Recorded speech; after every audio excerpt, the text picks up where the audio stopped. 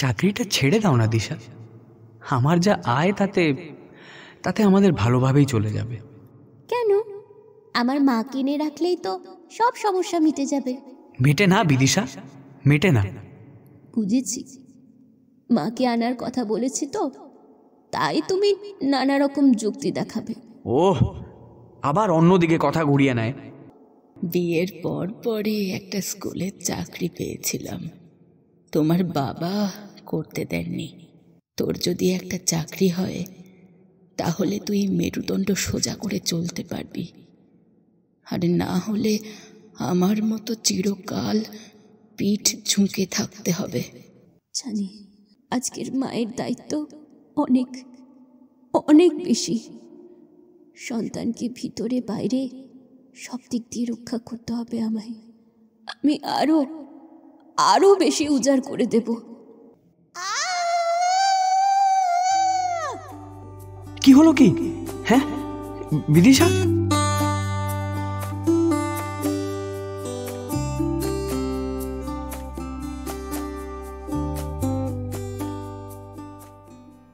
নমস্কার শ্রোতা বন্ধুরা, কেমন আছেন?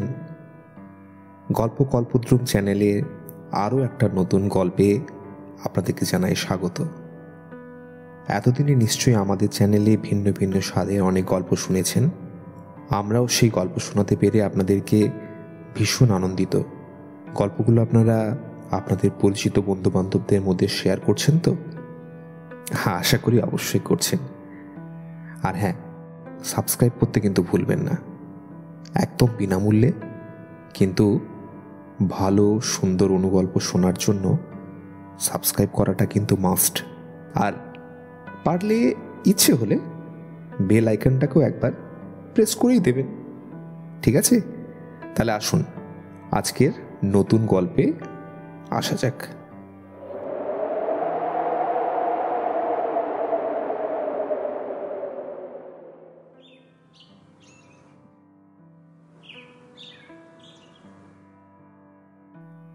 সাড়ে 12টার পরই এক ছিলতে রোদ বিদিশার এই ঘরে ঢুকতে পায়। এ বাড়িতে খুব বড় বড় গাছপালা, বাড়িওয়ালার বাগানের শখ, ফলে শাখা প্রশাখা পাতার জাল ভেদ করে খুব কম আলোই ঘরগুলোতে ঢুকতে পারে।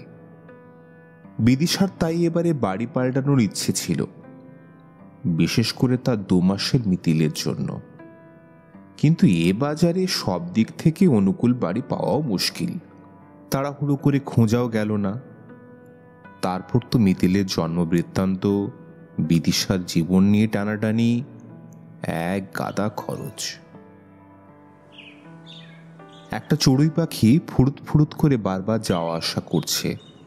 ওদিকের গোল ঘরের ভেন্টিলেটরে বাসা বাঁধার তোড়জোড় চলছে। চড়ুই দম্পতি সংসার গোছাতে ভারী ব্যস্ত হয়ে পড়েছে। বিদিশা আর সুজয়ের ছোট্ট সংসারেও এসেছে ব্যস্ততা, এসেছে ছোট্ট নতুন মুখ, মিতিল। দেশের বাড়ি জমি পরিজন ছেড়ে সুজয়কে আসতে হয়েছে কলকাতায়, থাকতে হয়েছে ঠোকাঠুকির ভাড়া বাড়িতে। সংসার করতে হলে খড়কুটোর সন্ধানে তো বেরিয়ে পড়তে হবেই। সুজয়ের মতো বিদিশাও ব্যস্ত ছিল এতদিন, কিন্তু এখন সুজয়ের ইচ্ছে বিদিশা চাকরি ছেড়ে দিক। 3 মাসের ছুটিতে ছিল বিদিশা, ইচ্ছে ছিল একটু সুস্থ হলেই আবার কাজে যোগ দেবে, আর তার মাকে এনে রাখবে মিতিলের দেখাশোনা করতে। সুজয় রাজি নয়। গতকাল রাতেও সে মোলায়েম সুরে বিদিশাকে বুঝিয়েছে, চাকরিটা ছেড়ে দাও না দিশা। আমার যা আয় তাতে তাতে আমাদের ভালোভাবেই চলে যাবে। তোমার একে এই দুর্বল শরীর, আর সবচেয়ে বড় কথা আমাদের মিতিল, দুইজনেই যদি বেরিয়ে যাই তাহলে তাহলে ও কার কাছে মানুষ হবে বলো তো? কেন? আমার মা কিনে রাখলেই তো সব সমস্যা মিটে যাবে। মেটে না বিদিশা, মেটে না। আমাদের বিরাট পরিবারে কাকিমা জেঠিমা সবাই ছিল, কিন্তু কিন্তু মা যখন প্রতিদিন বেলা 10টার সময় স্কুলে চলে যেত, তখন নিজেকে শূন্য মনে হতো। একটা শিশুর একলা হয়ে যাওয়া যে কি যন্ত্রণার তা আমি বুঝি বিদিশা। ছেলে মেয়ের বেড়ে ওঠার পেছনে মায়ের যে কত অবদান তা তুমি ভাবতে পারবে না। সেখানে ঠাকুমা, দিদিমা, কাজের লোক কি করবে? আর তোমার মায়েরও তো বয়স হয়েছে, বলো, তার পক্ষে এত ধকল। ও বুঝেছি, মাকে আনার কথা বলেছি তো, তাই তুমি নানা রকম যুক্তি দেখাবে। ঠিক আছে, মাকে আনবো না। আমি তাহলে সর্বক্ষণের দেখভাল করার জন্য একটা কাজের লোক দেখছি। ওহ, আবার অন্যদিকে কথা ঘুরিয়ে নেয়। আচ্ছা, কাজের লোক কি কখনো মায়ের জায়গা নিতে পারে? বিদিশা জানে মায়ের স্থান কেবল মায়েরই জন্য। মায়ের গায়ের যে গন্ধ নিয়ে নতুন প্রাণের সঞ্চার হয়, সেই গন্ধ চিনতে চিনতে শিশু যখন বড় হয়ে মায়ের দুটি সুধা তরল চোখ, এক ফালি কপাল আর চুলের রেখায় ঘেরা স্নিগ্ধ মুখখানি দেখে, তখন সে ভাগ্যবান শিশুর আর কিছুই লাগে না। বিদিশার শৈশব মায়ের সেই স্নেহ সান্নিধ্যে পরিপূর্ণ, টলমল। তার নিতান্ত ঘরোয়া মা তাকে আর তার পিঠোপিঠি 3 দাদাকে নিয়ে সারাদিন কাটিয়ে দিতেন। মায়ের এছাড়া আর অন্য কোনো জগৎ ছিল না। এমনকি বাবারও সেই জগতে প্রবেশাধিকার ছিল না। বিদিশা তার ব্যস্ত ব্যারিস্টার বাবাকে শৈশবের মধ্যে প্রায় খুঁজেই পায় না, কিন্তু তার জন্য কোনো ঘাটতিও টের পায়নি সে। মায়ের লাল সিঁদুর টিপ আর কাজল কালো দীঘল চোখের ছায়া তাকে চারিদিক থেকে ঘিরে রেখেছিল। সারাক্ষণ নানা মাপের ছড়া, গল্প আর গান দিয়ে মা কখন যেন ঢুকিয়ে দিয়েছিল বর্ণমালা আর সহজ পাঠে। লেখাপড়া শব্দটা এসেছিল খেলার সাথী হয়ে, গ্রেপ্তারকারী পুলিশ হয়ে নয়। সেই বিদিশা কি বোঝে না তার মিতিলের এক নিরাপদ সুন্দর শৈশবের জন্য বিদিশার চাকরি ছাড়াটা কত প্রয়োজন? তবু কিন্তু উঠে আসে। তারপর আর মন এগোয় না। এই চাকরি বিদিশার তরুণ জীবনের কত বড় সাধনার ধন, তার মায়ের কত প্রত্যাশার ফল। আর এখন তো তার চাকরির ওপর মায়ের বার্ধক্য জীবন নির্ভর। বিদিশার বাবা টাকা পয়সা সম্পত্তি রেখে গেছেন অনেক। সেই সম্পদে তার 3 দাদা আজ ফুলে ফেপে উঠেছে, কিন্তু মা বাবার টাকা পয়সার কানাকড়িও নিজের জীবন ধারণের জন্য নিতে রাজি নন। সারা জীবন 4টে ছেলে মেয়ের জন্য নিঃশব্দে মা সহ্য করে গেছেন বাবার দুর্নীতি, সম্পত্তির অহংকার আর দুর্বিনীত ব্যবহার। ছেলে মেয়েরা বড় হলো, 3 ছেলের টান সম্পদের দিকে। বিদিশা থাকে কলেজ হোস্টেলে। মা চলে গেলেন তার বাবার বাড়িতে। সেখানে তিনি ছাত্রছাত্রী পড়াতে আরম্ভ করলেন। সেই 18-20 বছর বয়সে রঙিন দিনগুলো থেকেই বিদিশার একটাই লক্ষ্য ছিল, চাকরি। মা বলতেন, বিয়ের পরই একটা স্কুলের চাকরি পেয়েছিলাম। তোমার বাবা করতে দেননি। তাছাড়া তোমার বড় দাদা সদ্য জন্মেছে বলে আমিও তেমন গা করিনি। এই ভুল তুমি যেন কখনো করো না দিশা। বিদিশা জানে মা কেবল অর্থনৈতিক কোনো শক্ত ভূমি পায়নি বলেই ছেলে মেয়ে নিয়ে বেরিয়ে আসতে পারেনি। মা বলতেন, তোর যদি একটা চাকরি হয় তাহলে তুই মেরুদণ্ড সোজা করে চলতে পারবি, আর না হলে আমার মতো চিরকাল পিঠ ঝুঁকে থাকতে হবে। সেই চাকরি বিদিশাকে ছাড়তে হবে। কিছুতেই মেনে নিতে পারে না সে। আজ সুজয় যত্নশীল স্বামী, স্নেহশীল পিতা, কিন্তু যদি কোনোদিন তাদের সম্পর্কে চিড় ধরে অথবা যদি সুজয়ের কিছু হয়ে যায়, তখন বিদিশাকে তো বাঁচিয়ে রাখবে এই চাকরি। আর আছে তার মা আর তার নিঃসহায় বার্ধক্য। না, বিদিশা চাকরি ছাড়বে না। অনেক কষ্টে একজন আয়া ঠিক করেছে বিদিশা। মিতিলকে দেখাশোনা করবে সকাল 9টা থেকে বিকেল 5টা পর্যন্ত। বিদিশা আবার অফিসে যাওয়া শুরু করে। ঝড়ের বেগে প্রায় তার দিন কাটে, যেমন ব্যস্ততা তেমন ক্লান্তি। সেই সঙ্গে যুক্ত হয়েছে সুজয়ের নিঃশব্দ অসহযোগিতা। প্রায় কথাবার্তা বন্ধ করে দিয়েছে সুজয়। প্রয়োজনীয় টুকিটাকি হ্যাঁ না ছাড়া আর কোনো কথা নেই। সূর্য যেমন নিয়ম মতো ওঠে আর ডোবে, সুজয়ও তার ধরাবাঁধা কাজ করে যেতে থাকে। কষ্টে দুঃখে বিদিশা যেন নিজেকে আর সংযত রাখতে পারে না। রাতের অন্ধকারে মুখ ফিরিয়ে শুয়ে থাকা সুজয়ের পাশে বিদিশার দুঃখে অপমান বোধে ঘুম যেন আর আসে না। বিছানা থেকে সে উঠে আসে, অন্ধকারে বারান্দায় গিয়ে দাঁড়ায়। কিন্তু খানিক পরেই এক আর্ত চিৎকার নিদ্রা ভেদ করে সুজয়কে জাগিয়ে তোলে। গোলঘরে বারান্দার দিক থেকে কেমন এক শব্দ ভেসে আসছে। কি হলো কি? হ্যাঁ, বিদিশা? সুজয় ছুটে যায়, আলো জ্বালে। বারান্দার দেওয়ালে ঠেস দিয়ে বিদিশা থরথর করে কাঁপছে। আর একটা মোটা কালো রঙের সাপ গোলঘরের দেওয়ালের মেঝে বেয়ে ধীরে ধীরে নেমে যাচ্ছে ড্রেনের ছিদ্রপথে। মেঝেতে ছড়িয়ে আছে খড়কুটো, ভাঙা ডিমের খোলা। দুটো চড়ুই পাখি পাগলের মতো ঘরের এক ধার থেকে অন্য ধারে ডানা ঝটফট করে ডাকাডাকি করতে থাকে। তোমার কিছু হয়নি তো? তুমি ঠিক আছো? কোনো কথা বলতে পারে না বিদিশা। সুজয়কে ঘরে নিয়ে আসে। তখনও সুজয়ের দুহাতের মধ্যে ধরা বিদিশা থরথর করে কাঁপছে। ওকে যত্ন করে বিছানায় শুইয়ে দিল সুজয়। অন্ধকারে ওরকম করে কেউ বেরোয়?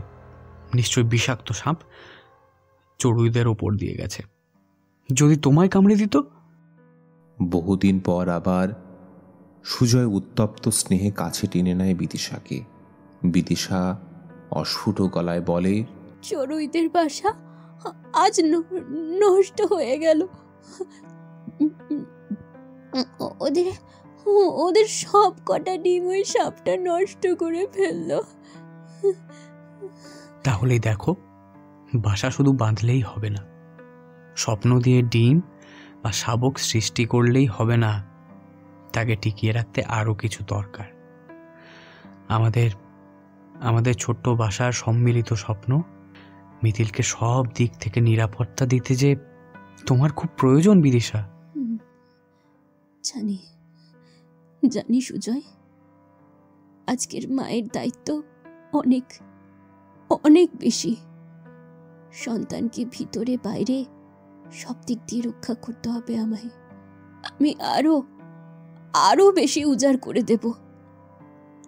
অফিসে 8-9 ঘন্টা ছাড়া সবটুকু সময় আমি মিথিলকে দেব। ওই যে আমার আরো কত কি বলে যাচ্ছিল বিদিশা তেমনি আবেগ কম্পিত অস্ফুট স্বরে। আর টের পাচ্ছিল ওকে ঘিরে থাকা সুজয়ের হাতের বন্ধন ধীরে ধীরে শিথিল হয়ে পড়ছে। বিদিশার দেহের ওপর সুজয়ের হাতটা নিষ্প্রাণ এক ভার বোঝা হয়ে পড়ে থাকে। বিদিশা দেখতে পায় কালো মোটা ওই সাপটা যখন তখন ঢুকে যেতে পারে মানুষের ভীষণ নিরাপদহীন খড়কুটো সম্পর্কের মধ্যে। এই হানাদারি সময়ে মিথিলকে গড়ে তোলার জন্য বিদিশার একমাত্র অবলম্বন তার চাকরি। না, বিদিশা কখনোই চাকরি ছাড়বে না।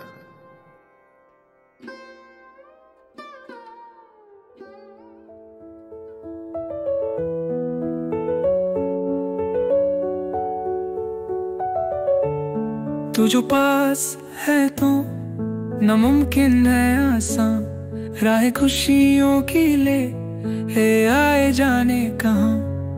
चंदनी रातों में है बस तेरा जहां, दिल की बातें मैं कहूँ या चुप हूँ यहाँ। तू जो साथ है तो होगा बड़ा हंसा, मिलों की दूरी भी लगे पल का अरमां।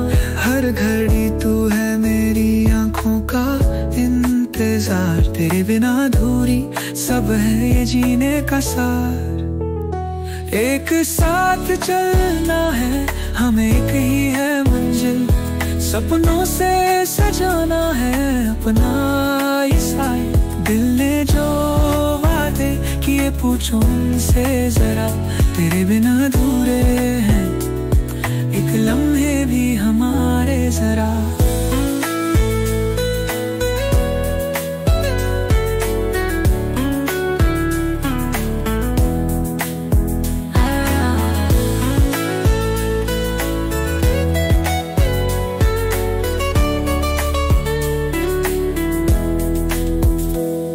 तेरे कदमों में कुर्बान है एक हजारों दिल, प्यार की गलियों में हम है बेखयल मिल।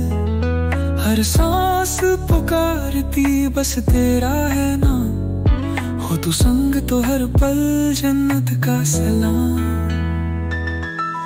ये ज़मीं ये आसमां भी है बात रहे, हर पल तुझसे जुदा होना ना हो सहे। बस तू बन जा मेरी कहानी का फसाना, मेरी दुनिया तुझसे है यादों का बहाना। जितनी बातें हैं सब तेरी बाहों में, सजदे में जिंदगी तेरे आशियानों में।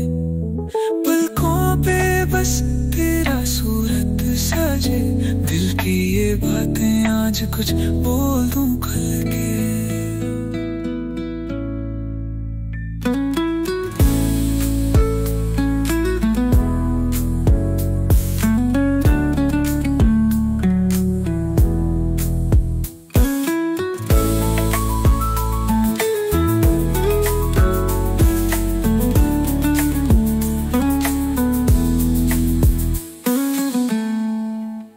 লেখিকা শোভনা ঘোষের কলমে আজকের কাহিনী খড়কুটো।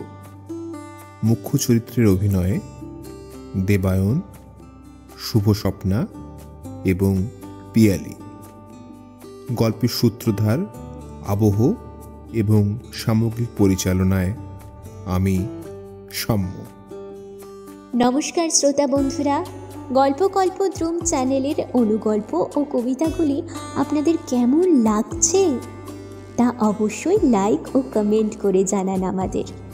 বিগত 1 বছরে আমাদের চ্যানেলের অন্যান্য উপস্থাপনাগুলি শুনে দেখবার অনুরোধও রইল আপনাদের কাছে। ভিন্ন ভিন্ন স্বাদের শ্রুতিনাট্য ও কাহিনীগুলি ভালো লেগে থাকলে আমাদের চ্যানেলটিকে সাবস্ক্রাইব করে আমাদের সমর্থন জানাতে পারেন। এছাড়া আপনি যদি আমাদের কোনো লেখা পাঠাতে চান কিংবা চ্যানেলে কণ্ঠশিল্পী হিসেবে যোগদান করতে চান, তাহলে ভিডিও ডেসক্রিপশনে দেওয়া ইমেল আইডিতে যোগাযোগ করতে পারেন। আপনাদের জীবনের কাহিনীও প্রেম এবং ভালোবাসায় পরিপূর্ণ হয়ে উঠুক এই কামনা করি। ভালো থাকুন, ভালোবাসায় থাকুন।